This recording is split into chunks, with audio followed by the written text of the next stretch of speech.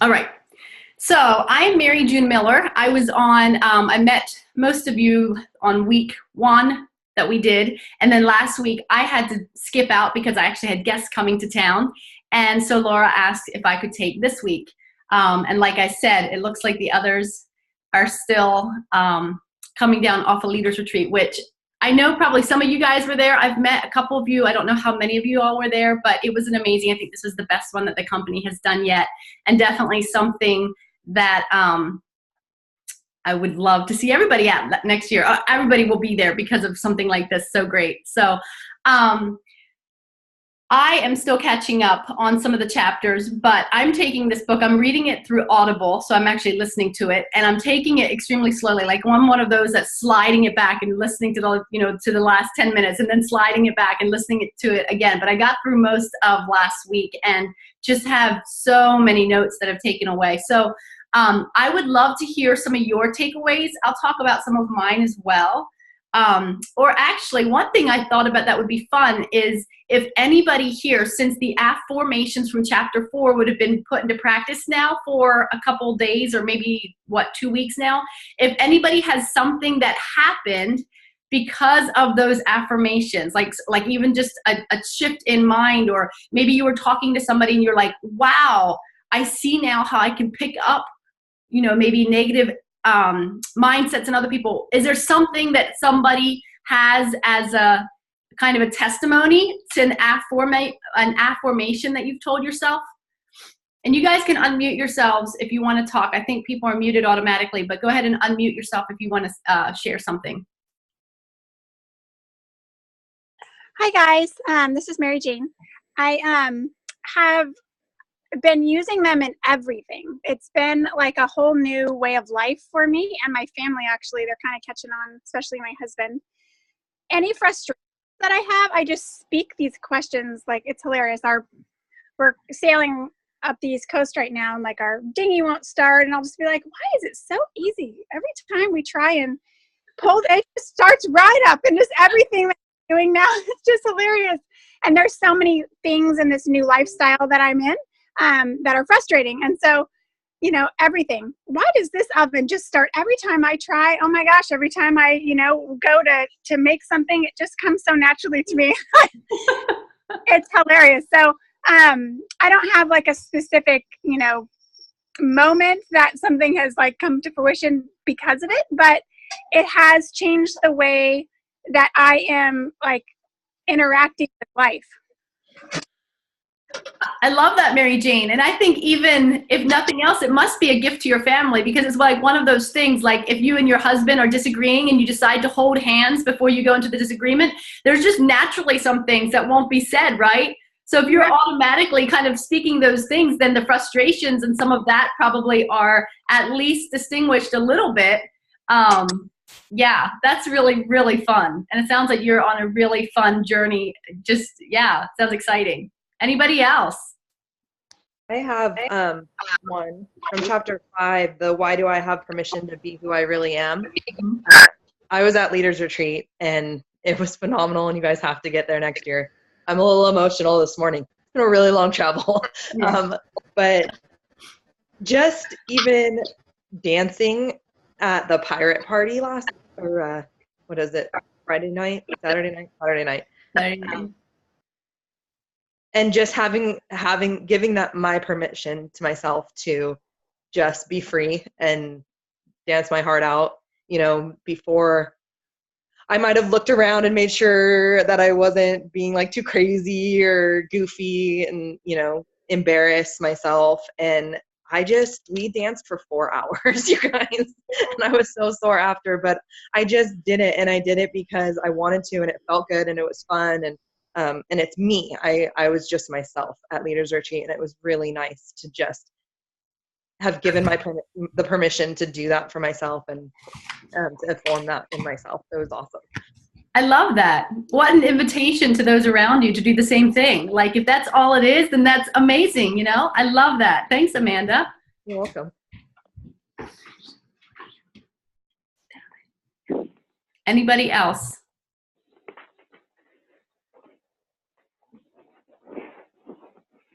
If not, thanks a lot for those of you who have shared. That's, yeah, for me, the same thing. I've kind of started implementing it with my kids, which has been extremely powerful. For my older ones especially, they seem to get it a little bit better than the younger ones. But I think as we, as mothers and leaders, as we start to put it into practice, those around us, it's a big open invitation for them to do the same thing. So keep it up, and I can't wait to hear stories. Allison, you have something?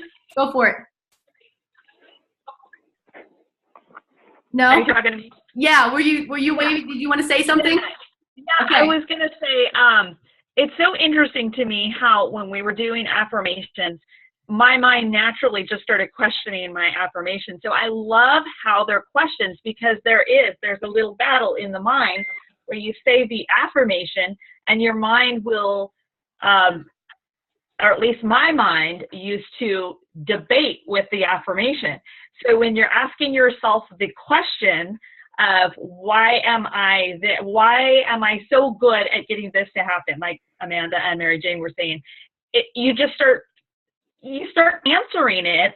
I love it. I just love it. It's so simple, but so different than we've always been instructed to do. So it's pretty life-changing. Yeah.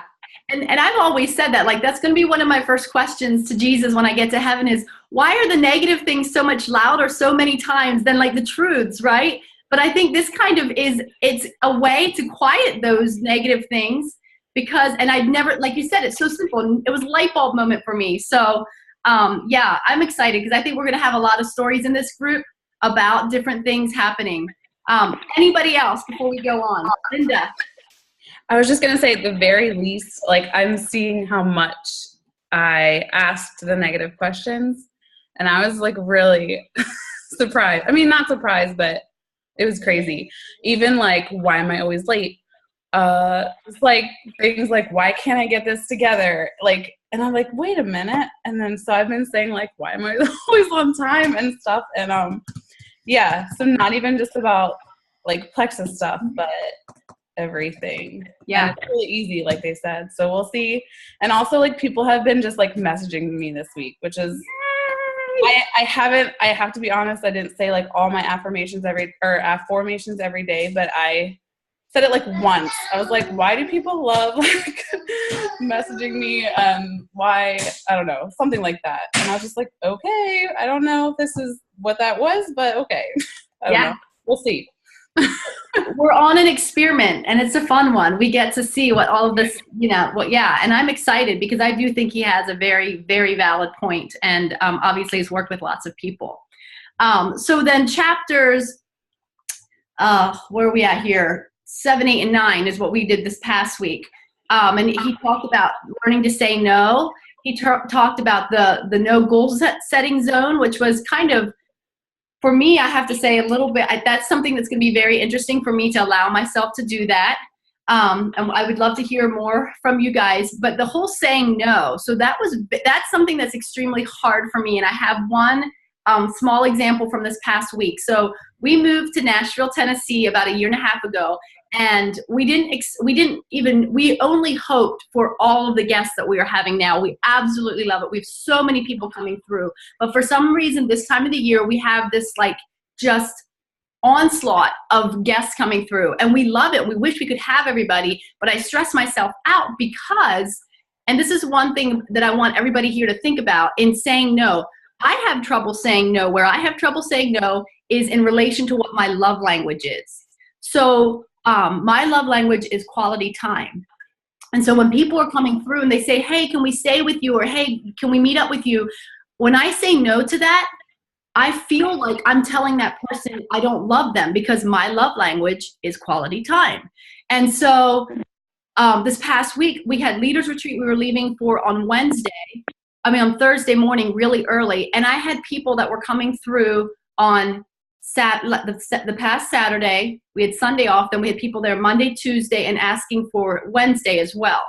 And so, and it was not just one group, it was 4 different groups, staying like a night or whatever. And I wanted to see everybody. I wanted everybody to come through, but I could feel myself get really anxious. And so I just decided to say, you know what, it's just not a good time right now, and not even make excuses. It was for me and my family's sake, for my kids' sake before I leave. And I did, and this big weight just came off my shoulder. And I had to remind myself that not everybody sees me saying no to quality time as me not loving them. And it for sure didn't mean that. And so maybe just check to see what is the hardest for you to say no to, and is that tied to something that's very true about you? Like, I know my love language is quality time. That's how I love other people, and that's how I feel loved. And so for me to say no, that's where it's the hardest, and that's where I'm going to have to work on. And so saying no is easier for me in other areas. It's easier to say no to things that, you know, maybe I don't have a love language tied to, or other things. So did anybody here have any takeaways from the whole saying no, even the no goal setting, allowing yourself that no goal setting zone? What does that look like? What do you think that'll be for you? I know what mine will be, I think, but anybody else? Anybody have a takeaway on those?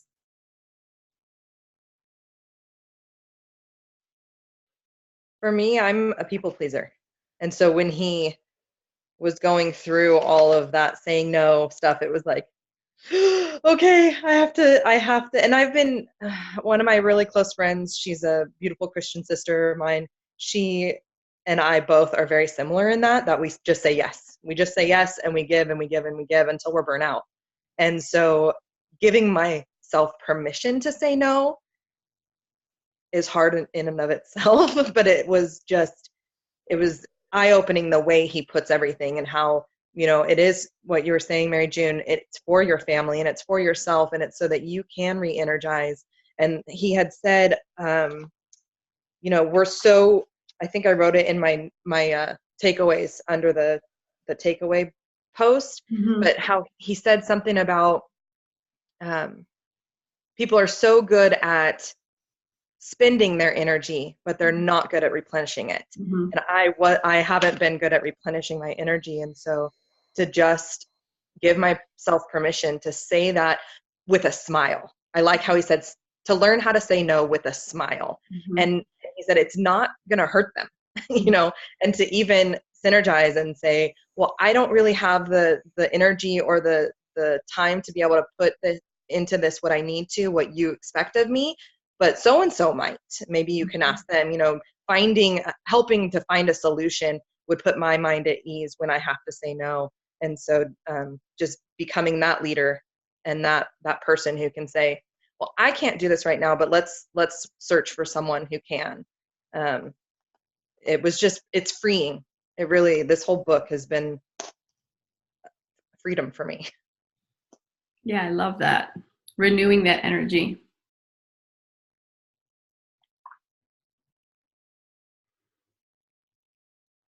Anybody else, even on the whole, finding those people, forget the word that he used, but kind of that village to help you, to support you in those no goal setting zones, be that your spouse or your kids?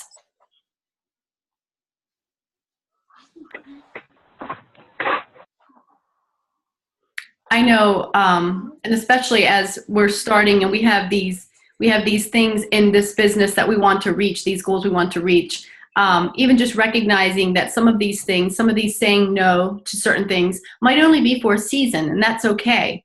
You know, I may not have to say no to this thing forever, but in this season right now, I have to say no to maybe the cleanest house for the next year. And that might look like me bringing somebody in to help me, or it might just mean there's going to be more dust bunnies for the next year, and that's okay. We're not going to die. But giving ourselves that permission as well, right? So saying no to some of that and being okay with it, and then having your family, and I think voicing it to your family, you know, if that's the people that typically would be benefiting from you saying yes, like the cleanest house or the best cooked meals, maybe just helping them understand they're a huge part of this with us by saying, for the next year, Mama is going to be doing this, and you guys get to be part of it because, you know, either you can help clean the bathroom, or maybe it's not going to be as scrubbed as it was every week, or just making it a positive thing instead of something negative.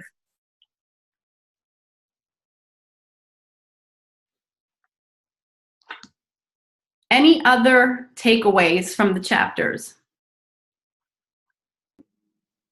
I really liked how he was talking about when, I think it's chapter 9, when he was talking about his not having, by not having, you don't have, by saying like, I don't have, you don't have. It was just really struck me because I feel like that's definitely that's a way I've lived pretty much my whole life. And so I feel like when he's talking about, I love his story, just stealing little things from the office where he worked and stuff, and he could never like figure out why he never got a job. And then when that realization came to him, that he was constantly just saying, well, I don't have this and they have enough, so it doesn't matter if I just take a little bit from them. And, it was almost like God was like, okay, you just said you don't have it, so you're right, you don't have it, And I think that's not even just a mental thing, but also a moral thing, because we do have, we have a lot, and it's not just material either. I think there's a lot more to that. So that was a really big aha moment for me. And also the whole, who are you trying to protect or punish? That really got me thinking about a lot of personal issues and people in my life that I never ever thought that maybe by thinking, for instance, that they don't want me to succeed. And I always want their approval because they mean a lot to me. But if they don't want me to succeed, then really deep down inside, I could be holding back because I'm like, well, maybe if I don't succeed, then they'll approve of me. Crazy. And I was talking to my husband about that yesterday, and I was just like, I had to write it all down because it's a brand new thought for me. And so I think that's really interesting how he talks about that. And so I'm excited just to keep unpacking my own brain, so to speak. So yeah. And being in touch with all that negative stuff, I love how he said sometimes we're afraid of that because we're afraid it gives it power. But I love how he pointed out, instead, it actually brings it to light and maybe sometimes makes it appear as silly as it really is. Right. Like, exactly. Are you kidding me? These people, why would they matter if they don't, if they don't want me to succeed? What's wrong with me? Kind of a, oh my goodness. Like, who's winning here? Yeah, exactly. Right. Yeah. So I love that. I also really loved the part, and I know I butchered it when I wrote it down because it was like one of these things I was trying to keep up, when he said that the negative reflections that he talks about, how who am I really, that these things are just negative reflections, how he took it apart from being me. Because when we own those negative reflections, it really does feel like it's a part of us. And Linda, just because I easily remember what you said when you were like, why am I always late? That negative reflection, saying that, you so easily make that about Linda. Instead of, he had a way of saying, when you allow yourself to say, who really am I, you realize that those negative reflections are just that. They're just things that we've taken on. It's not really us at all. So how to separate ourselves. I think the same can happen when somebody's really sick and they allow the diagnosis to become them, instead of realizing that they are something apart from that. And that, because sometimes I think when people are really sick, they tend to start thinking like, who would I be without this sickness? Who would I be if I'd be better? Instead of remembering that we're amazing creations and we've taken these negative things on. So I loved that reminder as well. Anybody else? I have something, but I was a little behind last week, so I had to kind of catch up. So I hope this isn't in the chapters from last week. So do you know the part where he was talking about sabotaging people? Am I in the right chapters? That was chapter 7. That was the first chapter of this week. Because that was profound for me, and it was super huge. So I'm going to give you an example of why it was such a big deal to me, because so I have an amazingly supportive husband. You know him, Mary June. He has just been, from the very beginning, always been like, you can do this, you've got this, you're amazing. But I tend to be like the little kid who goes, oh, that's just my mom and dad, they believe in me, So I never took what he said as really legitimate encouragement. So, here I have this husband who's always encouraging me. And I realized I've been sabotaging it because I had been going, oh, well, he's just my husband. he believes in me anyway, you know, and he has to, he's my husband. And going through that chapter made me realize he does not have to, because he's my husband. Not every husband does that. Not every husband has that belief, or sees it at the time or what have you. So I realized that all this time that he had been encouraging me, helping me, you know, work through things, I had been just pushing it off like that, you know, teenager who goes, that's just my mom and dad. They think I'm awesome anyway, but I'm really not. So it was huge for me, that chapter, just debunking that, and going, wow, what he thinks and what he's saying to me is actually true. Yeah, I love that. Anyway. Wow. Yeah. So huge.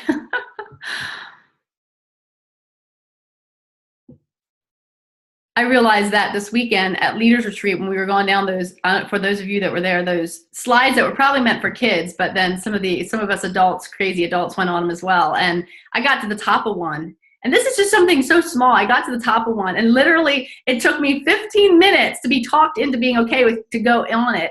And my husband did like all of the steps, and we talked about it later on, how at the very end, he actually, like in my brain, it switched. He stood there, and first of all, he was like, just do it or whatever. And then he went into, and when I say this, I say it lovingly, but he went into, all right, well, if you're not going to do it, I'm going back down the steps. Like almost this shaming, like, okay, well, I'm out of here, whatever. Well, that made me feel like that is what, for me personally, that's what I have reacted to all of my life, was like, if somebody would shame me into doing it, I would do it and then feel horrible about myself. So I got into the little capsule and stepped right back out.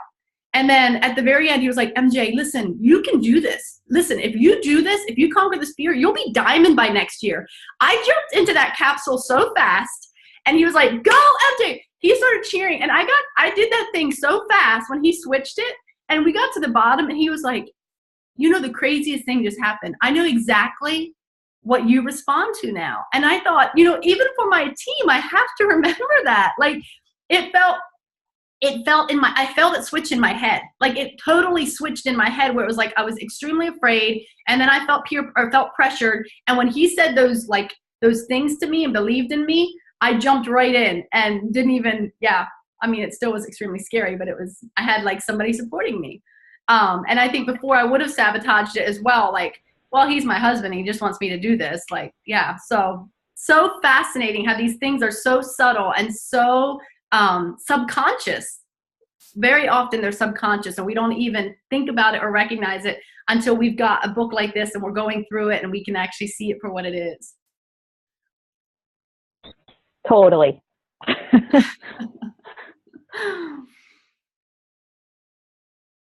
Well, if nobody else, I mean, go ahead. If somebody else has something or thinks of something they want to talk about, we'll do that. And then for the assignments, we'll go on to that. But I'll let somebody else, I'll let it open for just a little bit. If anybody else has something they can think of about, they want to say.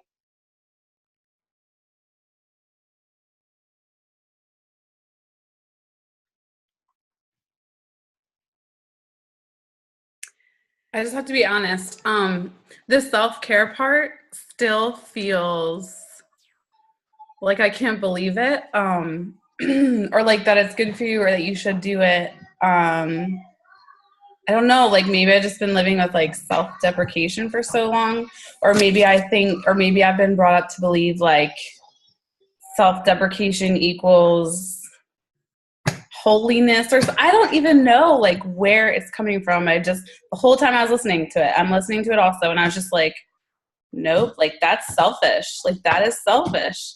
And like I recently just like it was brought to my mind, like Jesus took time also, and that was just a good thing for me to remember. Like people wanted him all the time, and he was just like, sorry, I need to go fill up, you know what I mean? So I don't know, that was just like one little thing I'm still like working through. No, thank you for being brave. That is it. I mean, it is. It's those things that sometimes we don't know where they came from. It was maybe something that we saw or somewhere we took it on, and they're blind spots until somebody points them out. Often they're blind spots until somebody points them out.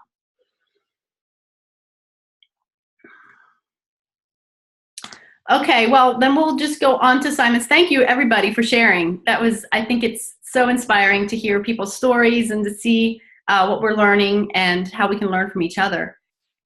So we're going to go on chapters 10, 11, and 12. And I didn't even look before the Zoom, just if that brings us to the end of the book or not. Let me look real quick here. Yeah, that will bring us to the end of the book. So the last 3 chapters, I think for myself, I'm going to just listen to the book start over again, because I am definitely getting more, and I'm getting so much. I know I can get more again the second time around. So it'll be to the end of the book for this coming week.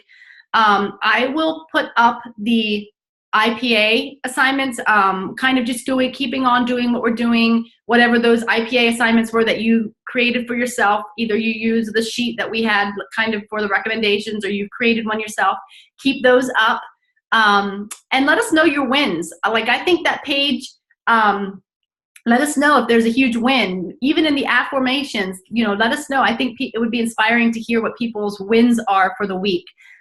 So keep up your IPA. And then this week, I would love if we could each find the one thing, the one no goal setting thing that we're doing, and make sure to do that daily, whatever that is. If that is going for a walk, or just unplugging from the computer and the phone and spending a half hour to play a game with your kids, or taking that nap, whatever that is, do that daily and see how you feel at the end of the day, and even at the end of the week. If you find yourself being more creative at work, if you find yourself being more creative in your Plexus business, like maybe you're thinking of people to reach out to, whatever that is, and then share with us what that is.